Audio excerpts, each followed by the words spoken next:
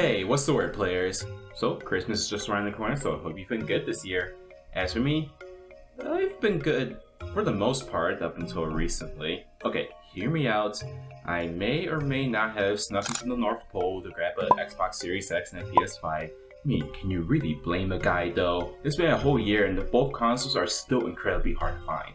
Well, long story short, Rudolph snitched on me and now I'm on Santa's naughty list. And I'm pretty sure he also has a restraining order on me.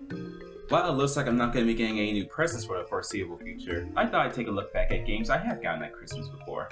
I'm thinking of making this an annual thing, so if you'd like to see more of this, you know what to do. With all that being said, I'm going to take you for a ride back to 2005. A year that, for me anyway, consisted of That's So Raven, Ed and Eddy, and those Sea and City bumpers on Cartoon Network. Funny enough, those bumpers are actually what I base my now streaming announcements on. 2005 was also a major year in gaming, because this is when some big heavy hitters came out. And we were talking Resident Evil 4, Psychonauts, and Oddworld Stranger's Wrath. Okay, maybe one of these is a heavy hitter, and the rest are just more games that I was super excited for at the time. As for Nintendo, this was the year where they started to focus more on releasing games for the Nintendo DS, their handheld that they released the previous year that would eventually be the successor to the Game Boy Advance. Though, oddly enough, they claimed that the DS wasn't going to replace the GBA, and yet the DS was also backwards compatible with the GBA, which meant that there wasn't a point to really having one. So, that's Nintendo for ya. I thought the DS looked so cool. I mean, come on, it has 2 screens. Everything's better with 2 screens. It also supported 3D graphics on handheld, which is actually pretty impressive. Until you realize that the OG Game Boy could already display 3D graphics because it has Faceball 2000. Leave it to Nintendo to pretend that something old is new. Nintendo does what Nintendo don't, am I right? Am I right? You see what I did there? Okay, go on. Chill. But real talk, I seriously thought that the DS looked really cool, so I asked my dad for one for Christmas. Fast forward to Christmas that year, and not only did I get that Nintendo DS that I was so waiting for, but I also got 2 games with it, Mario Kart DS and Sonic Rush. It goes without saying that Mario Kart is the perfect game as someone's first game on a new Nintendo system, and MKDS is no exception. Man, I had a hard time putting that game down at Christmas Day just because of how fun it was. And of course, we can't forget about the course selection, which they're so good in this game. My personal favorite is Waluigi's Pinball.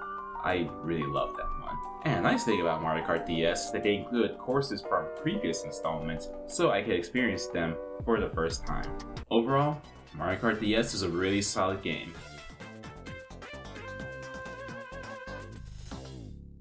As mentioned, the other game that I got that year was also Sonic Rush.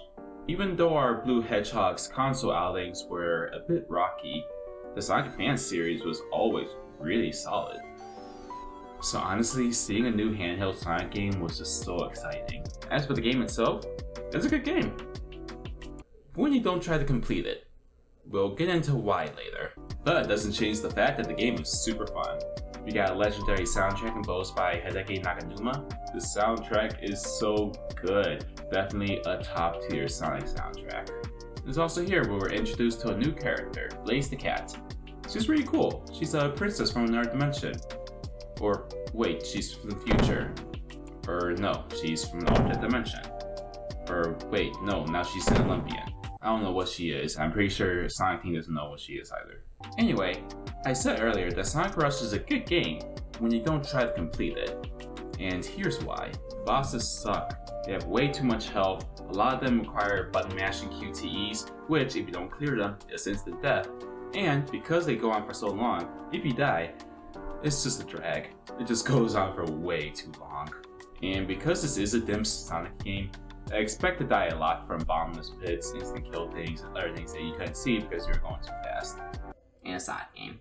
Okay, I know it sounds like I'm ragging on the game a lot, but despite its shortcomings, I really enjoy Sonic Rush. I have a lot of fond memories of it. I couldn't be happier to get a new Sonic game for Christmas.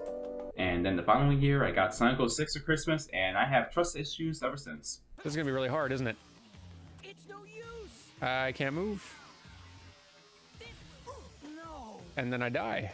Cool. At least P06 will save us. Hey, thank you so much for watching. Let me know what's the best game you've gotten at Christmas, down below. If you're looking for a church to be a part of, I'm part of a non-denominational church. Down in the description below will be a link to our church locator so you can find one of our churches near you. If studying the Bible sounds interesting to you, let me know and we can set up something through Discord. Also, I do stream on Twitch and YouTube, so catch me live. I'd love to have you. If you'll excuse me, I'm going to write an apology letter to Santa so I can hopefully get onto this nice list again. But before I go, there is something I'd like from y'all this Christmas. No, not that. No. What I'd like from y'all is to have a safe and wonderful holiday. Till next time.